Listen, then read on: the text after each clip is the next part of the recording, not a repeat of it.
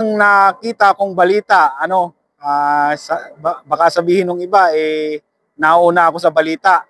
May nauna nang nagbalita.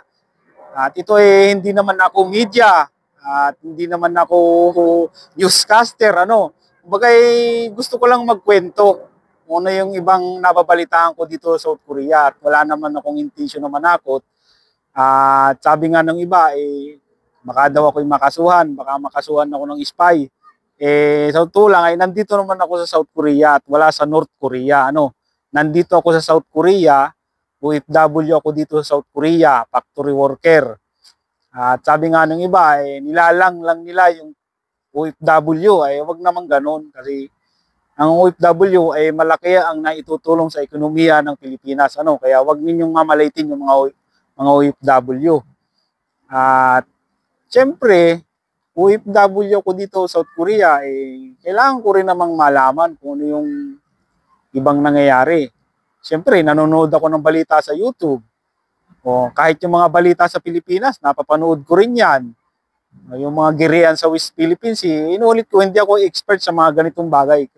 Ang ginagawa ko lang ay siyempre, binabahagi ko lang sa inyo yung mga nababalitaan ko. At itong YouTube channel ko, wala naman itong pilitan, kung sino lang yung gustong manood, kung ayaw mong manood, okay lang naman, wala namang problema. Dahil itong YouTube channel ko nga, ginagawa ko lang, pag yung wala akong magawa, walang pasok, Monday to Friday lang ang pasok namin, pagdating ng Sabado Linggo, walang pasok. Kaya naisipan kong gumawa ng video. Nasa inyo na yan kung maniniwala kayo o hindi. Kahit sabihin yung fake news, yung mga sinasabi ko, meron naman akong katibayan kung saan ko napanood ito at ipapakita ko sa inyo. Leader ng North Korea ay nagbabalak, ewan ko lang kung totoo, pero ang sabi sa balita ay nagbabalak ng mass production ng suicide drone. Pakatindi ng suicide drone. At hindi natin alam kung saan ba gagamitin yung suicide drone na yan. Siyempre, katabi lang ng North Korea ang South Korea, pero wala akong sinasabi kung saan pababagsakin yung suicide drone na yan. Wala akong sinasabing ganun, kaya baka maano na naman kayo, hindi niyo maintindihan yung sinasabi ko.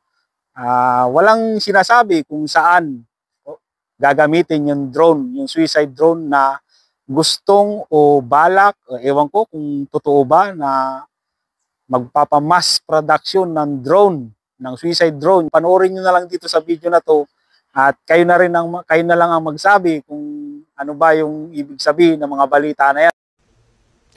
North Korea's Kim Jong-un has reportedly called for mass production of suicide attack drones. According to the regime state media, the remarks were made amid an on-site inspection of drone-driven detonations.